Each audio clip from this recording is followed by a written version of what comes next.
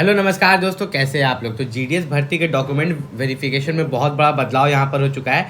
देखिए, पहले जो जीडीएस का जो भर्ती होता है यहाँ पर, तो जीडीएस के भर्ती में अगर हम देखें तो पहले एक ही डॉक्यूमेंट वेरिफिकेशन होता था, एक ही डीबी होता था, जिसमें कि जहाँ पर भी आपका सिलेक्शन होता था तो वहाँ के जो डिविजनल हेड होते थे, ठीक है, वहाँ के जो डिविजनल हेड होते थे वे क्या करते थे, डीजी लॉकर के थ्रू, ठीक है, डीजी लॉकर के थ्रू आपका डॉक्यूमेंट को वेरीफाई करते थे। साथ ही साथ जो आप ओरिजिनल डॉक्यूमेंट लेके जाते थे उस डॉक्यूमेंट को वेरीफाई करते थे और 2 फोटो कॉपी जमा लेते थे। क्या करते थे, 2 फोटो कॉपी जमा लेते थे आपके ओरिजिनल डॉक्यूमेंट्स के जीडीएस में, ठीक है।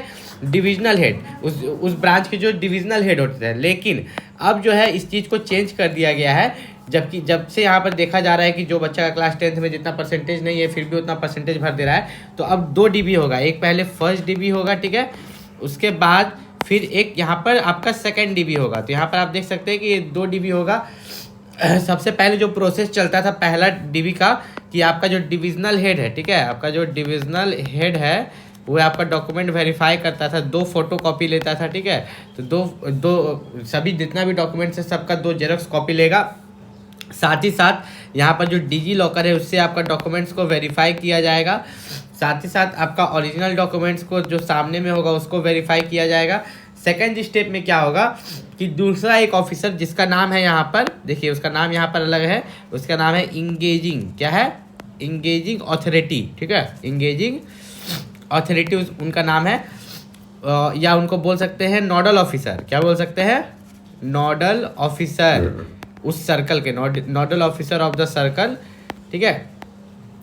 थ्रू एपीआई सेतु जो आपका ऐप है उसके द्वारा वे आपके डॉक्यूमेंट्स को वेरीफाई करेंगे। साथ ही साथ आपके जो बोर्ड का वेबसाइट है, जैसे आप सीबीएसई बोर्ड से हो, आईसीएसई बोर्ड से हो, बिहार बोर्ड से, झारखंड बोर्ड से, यूपी बोर्ड से, तो आपका वो बोर्ड का जो वेबसाइट होगा उससे भी वो लोग आपका वेरिफिकेशन करेंगे कि आपका डॉक्यूमेंट सही है कि नहीं है, ठीक है। तो जीडीएस का ये तो डॉक्यूमेंट वेरिफिकेशन को लेकर बदलाव आया था। साथ ही साथ ग्रामीण डाक सेवक की जो सैलरी है, ठीक है, उसको भी यहाँ पर बढ़ा दी गई है। देखिए, ग्रामीण डाक सेवक की अगर सैलरी की बात करें तो सैलरी को भी इंक्रीज कर दिया गया है। सबसे पहली बात मैं डायरेक्टली बता दूं कि ब्रांच पोस्ट मास्टर की सैलरी जो है, स्टार्टिंग सैलरी 20,000 रुपये पर मंथ, ठीक है, 20,000 रुपये पर मंथ कर दी गई है। कैसी हुई है मैं बताऊंगा आपको, इसी वीडियो में बताऊंगा। और असिस्टेंट ब्रांच पोस्ट मास्टर और डाक सेवक ये दोनों का सैलरी सेम होता है, इसकी सैलरी कर दी गई है 15,000, ठीक है। अभी इसकी सैलरी 20,000 कैसी हुई, इसकी सैलरी 15,000 कैसी हुई, मैं इसी वीडियो में आपको बता देता हूँ। लेकिन एक चीज़ पहले मैं बता दूँ कि इनका सैलरी जो है, ये स्टार्टिंग सैलरी मैंने बताया था, और हर साल 3% सैलरी इनका इंक्रीज़ होता है और 3 साल के बाद इनको प्रमोशन भी मिलता है, ठीक है। हर एक डिटेल आपको मिलेगा जो जो बदलाव हुआ है। सबसे पहले बात अगर हम सैलरी की बात करें तो देखिए, इनका जो सैलरी था, ठीक है, सैलरी इनका कैसे कैसे इंक्रीज किया। सबसे पहले ब्रांच पोस्ट मास्टर की बात करें तो ब्रांच पोस्ट मास्टर का जो सैलरी है वह आपका कितना है, सैलरी है इनका 12,000, ठीक है। अब इनको डीए मिलेगा 53%, ठीक है। तो ये कितना हो गया आपका 12,000 प्लस, अगर 50% ही डीए मिलता है मान के चलते हैं तो 6,000 एक्स्ट्रा हो गया, ठीक है। डीए 50% का मतलब है 50% सैलरी का, सैलरी कितना है आपका 12,000, 12,000 का 50 आधा कितना हुआ 6,000, तो 12 और 6 आपका कितना हो गया 18,000, ठीक है। वहीं पर असिस्टेंट ब्रांच पोस्ट मास्टर और डाक सेवक का 10,000 है, तो 10,000 का आधा हो गया 5,000, तो 10,000 में 5,000 जोड़ देंगे तो 15,000 सैलरी हो गया, ठीक है। तो ये तो आपका हो गया सैलरी। लेकिन एक चीज़ को लेकर बहुत बच्चों को डाउट है, याद रखना, जितने बच्चे अरुणाचल प्रदेश में भरे हैं तो उनको थर्ड लैंग्वेज भी आना चाहिए। थर्ड लैंग्वेज का मतलब हिंदी या इंग्लिश के अलावा भी एक लैंग्वेज उनको यहाँ पर आना चाहिए, ठीक है। ये तो हो गया। अब बच्चों को यहाँ पर सबसे बड़ा दिक्कत है नॉलेज ऑफ कंप्यूटर को लेकर, ठीक है, कि क्या उनके पास कंप्यूटर सर्टिफिकेट होना चाहिए, ठीक है। तो देखिए, नॉलेज ऑफ कंप्यूटर को लेके ये दिक्कत है, तो यहाँ पर मैं आपको साफ साफ क्लियर कर देता हूँ कि जिस बच्चे का क्लास 10th के मार्कशीट में, ठीक है, जिस बच्चे का क्लास 10th का मार्कशीट में कंप्यूटर सब्जेक्ट है तो उसको कंप्यूटर सर्टिफिकेट देने की ज़रूरत नहीं है। लेकिन जिस बच्चे का क्लास 10th के मार्कशीट में कंप्यूटर सर्टिफिकेट नहीं है तो उसको यहाँ पर कंप्यूटर सर्टिफिकेट मिनिमम 3 मंथ्स का देना होगा, ठीक है। 3 मंथ्स का शायद कोई DCA करके कोर्स होता है 3 मंथ्स का, तो वो आपको कर लेना है, करके आपको यहाँ पर दे देना है। अब बात करें फॉर्मेट ऑफ सर्टिफिकेट्स। देखिए, फॉर्मेट ऑफ सर्टिफिकेट्स में सीधा सीधा बता देता हूँ कि अगर आप ओबीसी कैटेगरी से बिलोंग करते हैं SC कैटेगरी से बिलोंग करते हैं, ST कैटेगरी या EWS कैटेगरी से, तो आपको सेंट्रल लेवल कास्ट सर्टिफिकेट देना होगा, सेंट्रल लेवल का जाति प्रमाण पत्र देना होगा।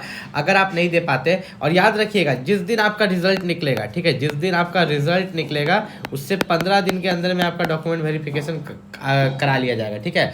मान लीजिए कि आपका रिजल्ट आज 5 अप्रैल को निकलता है, कब निकलता है? 5 अप्रैल को। तो 15 दिन के अंदर में, ठीक है, 15 दिन के अंदर में आपको क्या करा लेना है, मतलब 25 अप्रैल तक आपको अपना DV करवा लेना है, नहीं तो बाद में आपका डॉक्यूमेंट वेरिफिकेशन नहीं लिया जाएगा। इस चीज़ का आपको खास ख्याल रखना है। अब बहुत बच्चे पूछ रहे थे कि यहाँ पर जो सिलेक्शन क्राइटेरिया है, ठीक है, जो आपका कास्ट सर्टिफिकेट को लेकर जो दिक्कत होता है उसको तो मैं आपको क्लियर कर दूंगा, लेकिन क्या क्या का फोटो कॉपी लेके जाना है डॉक्यूमेंट वेरिफिकेशन में। सबसे पहले आपका मार्कशीट, ठीक है, साथ में पासिंग सर्टिफिकेट, आइडेंटिटी प्रूफ में आप अपना आधार कार्ड ले सकते हैं, क्या ले सकते हैं? आधार कार्ड ले सकते हैं। फिर अपना कास्ट सर्टिफिकेट, जिस भी कास्ट से आप हैं, OBC, SC, ST या EWS, जिस भी कास्ट से आप बिलोंग करते हैं, अपना कास्ट सर्टिफिकेट ले लीजिएगा, ठीक है। डेट ऑफ बर्थ प्रूफ, ठीक है, अब जो जन्म प्रमाण पत्र हो गया है आपका, वो कंपलसरी हो गया है, ठीक है। जन्म प्रमाण पत्र या उसको डेट ऑफ बर्थ प्रूफ जो भी आप बोलिए, वो कंपलसरी हो गया, आपको लेके जाना है। या इसके बदले आपका 10th का मार्कशीट भी चल सकता है, लेकिन जन्म प्रमाण पत्र अब कंपलसरी हो गया, अब आपको लेके जाना होगा, ठीक है। अब यहाँ पर अगर हम देखें थोड़ा सा और नीचे, थोड़ा सा यहाँ पर चले, तो आपको जो जितने भी सर्टिफिकेट्स हैं उनका फॉर्मेट यहाँ पर दिया हुआ होगा, ठीक है, ताकि आपको किसी तरह का दिक्कत ना हो, आप आराम से उन फॉर्मेट्स में आप अपना बनवा सकते हैं। लेकिन उससे पहले हम बताएंगे कि आपका जो सेकंड मेरिट लिस्ट है, ठीक है, GDS में जो है सेकंड मेरिट लिस्ट में किन बच्चों का सिलेक्शन होगा। देखिए जो बताएंगे क्लियर बताएंगे, फिर 3rd 4th का बाद में बताएंगे। सेकंड मेरिट लिस्ट की बात करें तो सेकंड मेरिट लिस्ट में जिन बच्चों का 90% से लेके 100% के बीच में है उन्हीं का सिलेक्शन होगा, ठीक है। जिन बच्चों का क्लास 10th में 90% से लेके 100% के बीच में, उन्हीं का सेकंड मेरिट लिस्ट में सिलेक्शन होगा। अब जिन बच्चों का 60% उनका किस मेरिट लिस्ट में सिलेक्शन होगा उसको लेके एक अलग वीडियो लेके आएंगे, तब तक के लिए आप वेट कीजिएगा। फिलहाल अभी हम आपको दिखा देते हैं।